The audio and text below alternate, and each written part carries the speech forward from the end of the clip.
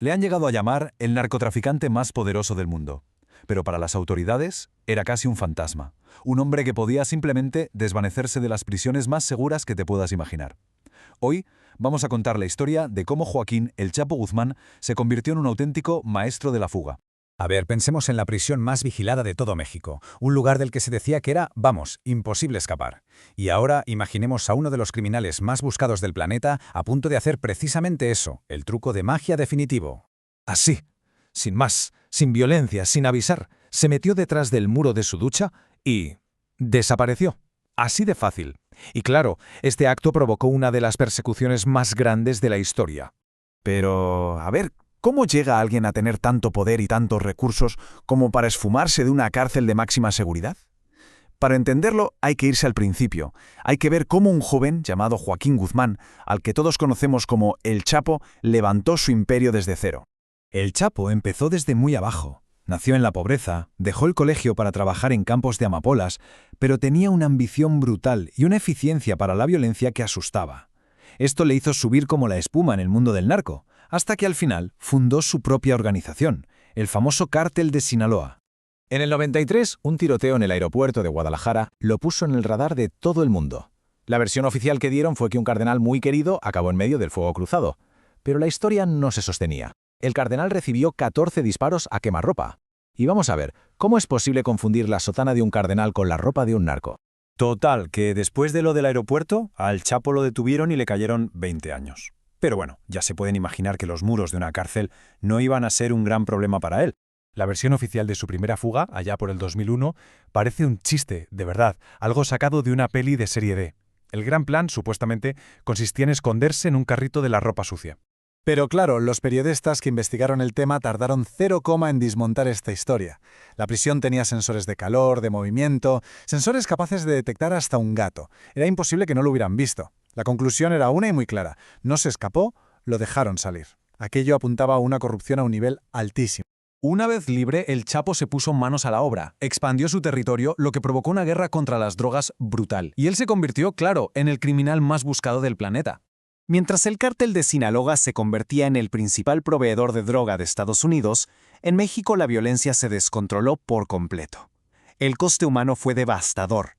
Se estima que más de 160,000 personas murieron en solo 7 años de guerra contra el narco. Y aquí es donde entra en escena un agente de la DEA, Andrew Hogan, que se le tomó como algo personal, como su misión, llevar al Chapo ante la justicia. Empezaba un juego del gato y el ratón a una escala gigantesca. El equipo de Hogan por fin lo localizó en una casa de seguridad. Los marines entraron a por todas, pero nada. El Chapo ya no estaba. Se había vuelto a esfumar. ¿Cómo? Pues a través de un túnel secreto escondido debajo de la bañera que iba a parar directamente a las alcantarillas de la ciudad. Pero claro, no podía estar corriendo para siempre. Unos días después, los marines lo acorralaron en un hotel en Mazatlán. Esta vez no había túneles, no había escapatoria posible. Rodeado, y con su familia allí, el Chapo se rindió sin pegar un solo tiro. El gato por fin había pillado al ratón. Su captura lo llevó a El Altiplano, la prisión más segura de México.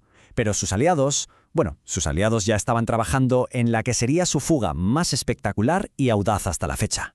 El plan era una auténtica obra de ingeniería. Un túnel de 1,5 kilómetros de largo que costó unos $5 millones. Pero ojo, que el gráfico no lo cuenta todo. El túnel tenía su propio sistema de iluminación, de ventilación e incluso una moto modificada sobre raíles para salir de allí pitando. Y lo más increíble es que toda esta obra se hizo literalmente bajo sus narices.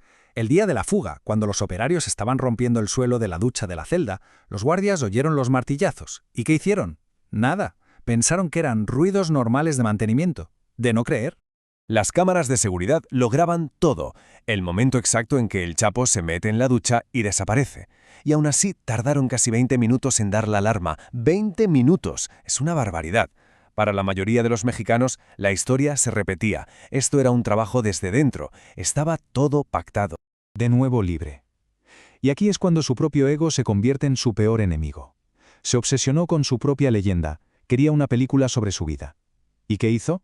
El error de su vida, darle una entrevista secreta al actor de Hollywood Sean Penn. Esa reunión les dio a las autoridades la pista que les faltaba. La caída final fue Un poco caótica, la verdad. Todo empieza por algo tan tonto como un pedido gigante de tacos para sus hombres.